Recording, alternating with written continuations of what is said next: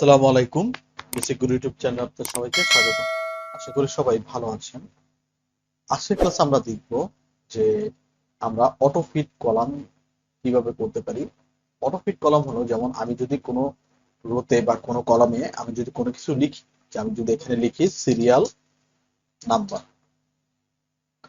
এখন আমি যদি বাইরে ক্লিক করি তাহলে এটা কি একটা কলামের বাইরে, মানে একটা রো অথবা একটা কলামের বাইরে চলে গেছে। এখন আমরা কি করি, সাধারণত এই মাঝখান থেকে ধরে এটাকে টান দিয়ে বড় করে দিই। ঠিক আছে, এরপরে আমরা যদি অন্য কিছু লিখতে চাই, যে আমরা যদি লিখি যে কোয়ান্টিটি, কোয়ান্টিটি, এটা আমাদের কি সাথে সাথে আছে, বাট আমাদের এখানে আবার একটু গ্যাপ আছে। তো আমরা যদি আবার লিখি সিরিয়াল নাম্বারকে শর্টকাট করি SL, তো আমরা দেখতে পাচ্ছি যে এখানে কি আমাদের এখানে গ্যাপ রয়ে গেছে। ঠিক এটাকে আমরা কি করব, অটো ফিট করব। যেমন আমরা যদি এইভাবে রাখি তাহলে কি এটাকে অটো ফিট হয়ে গেছে, এটা অটো ফিট হয়ে গেছে। তো এইটাকে বলা হয় অটো ফিট। যেমন আমি যদি শিট 2 তে যাই, শিট 2 তে গিয়ে আমি যদি কখনো লিখি যে সিরিয়াল নাম্বার, আর আমি যখন অন্য কোনো সেলে যাব তখন দেখবেন এটা অটোমেটিক ভাবে ফিট হয়ে গেছে। মানে আমি যদি এখানে লিখি SL মানে সিরিয়াল নাম্বার, আর আমি যদি এখানে লিখি তাহলে এখানে কি অটোমেটিক ভাবে ফিট হয়ে গেছে। বা আমি যদি এখানে লিখি quantity, Q Q UANTITY, quantity, তো এখানে আমি যদি বাইরে যাই তাহলে এটা কি অটোমেটিক ভাবে ফিট হয়ে যাবে। যে আমি 1 লিখলাম বা A লিখলাম বা B লিখলাম, ঠিক আছে, অটোমেটিক ভাবে এটা কি হবে, হয়ে যাবে। অথবা আমি যদি এখান থেকে আবার লিখি ABARAG, এবারে এখন দেখবেন এটাও কি অটোমেটিক ভাবে ফিট হয়ে গেছে। তো এইটাকেই বলা হয় অটো ফিট। তো এই অটো ফিটটাকে আমরা কিভাবে করতে পারি সেটা আমরা দেখবো। আমরা নতুন একটা শীটে যাই, যাওয়ার পর এই যে শীট আছে নিচে, এই নিচের শীটে আমরা রাইট বাটন ক্লিক করব। ক্লিক করার পরে এখানে যে আমরা দেখতে পাচ্ছি অনেক অপশন, তার মধ্যে আমরা নিব ভিউ কোড। ভিউ কোডে সিলেক্ট করার পর আমাদের এখানে একটা বক্স চলে আসবে।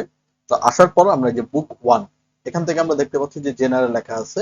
এই অ্যারো বাটনে ক্লিক করলে এখানে আমাদের দুইটা অপশন থাকবে, একটা জেনারেল, একটা ওয়ার্কশিট। যেহেতু আমি ওয়ার্কশিটে কাজ করব তাহলে সেক্ষেত্রে আমি এখান থেকে ওয়ার্কশিটটাকে সিলেক্ট করব। সিলেক্ট করার পরে এখান থেকে একটা অপশন আসবে যে প্রাইভেট সাব ওয়ার্কশিট সিলেকশন। ঠিক আছে, এখানে আমি কিছু কোডিং বা কিছু সূত্র আমি এখানে প্রয়োগ করব। তো অটো ফিট করার জন্য আমরা প্রথমে যে সূত্র দিব, আমরা লিখবো ACLL সেলস ডট, আমরা দিব এন্টায়ার কলাম, মানে পুরো যে কলাম আছে, এন্টায়ার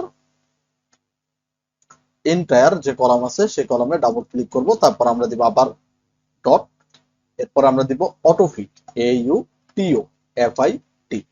অটোফিট দেওয়ার পরে দেন আমরা এটা হয়ে যাবে। দেন আমরা এখান থেকে অটোফিটটাকে সিলেক্ট করব। দেন এই যে কর্নারে আপনি দেখতে পাচ্ছেন এক্স লেখা আছে বা এক্সেল এর লোগো দেওয়া আছে, রিভিউ মাইক্রোসফট এক্সেল। ঠিক আছে, অথবা আমি কিবোর্ড থেকে অল্টার F11 প্রেস করলে আমার সেই এক্সেল শিটটা চলে আসবে। দেন আমি যদি এখানে কোনো কিছু লিখি, আমি যদি এটা একটু বড় করি, ঠিক সেম প্রসেস, আমি যদি এখানে কোনো কিছু লিখি, যে আমি যদি লিখলাম বেসিক গুরু, তো অটোমেটিক ভাবে এটা ফিট হয়ে যাবে। আমি যদি এখানে লিখি 1, তাহলে অটোমেটিক ভাবে সেটা ফিট হয়ে যাবে। তো আমরা এই প্রসেসে খুব সুন্দর করে আমরা প্রত্যেকটি কলাম বা এক্সেল শিটে বা ওয়ার্কশিটে আমরা কি করতে পারি, অটো ফিট করে নিতে পারি কলামগুলো। ঠিক আছে, তাহলে আজকের ক্লাস এই পর্যন্তই। যদি ভিডিওটি ভালো লাগে তাহলে সাবস্ক্রাইব করে যাবেন। ধন্যবাদ। আসসালামু আলাইকুম।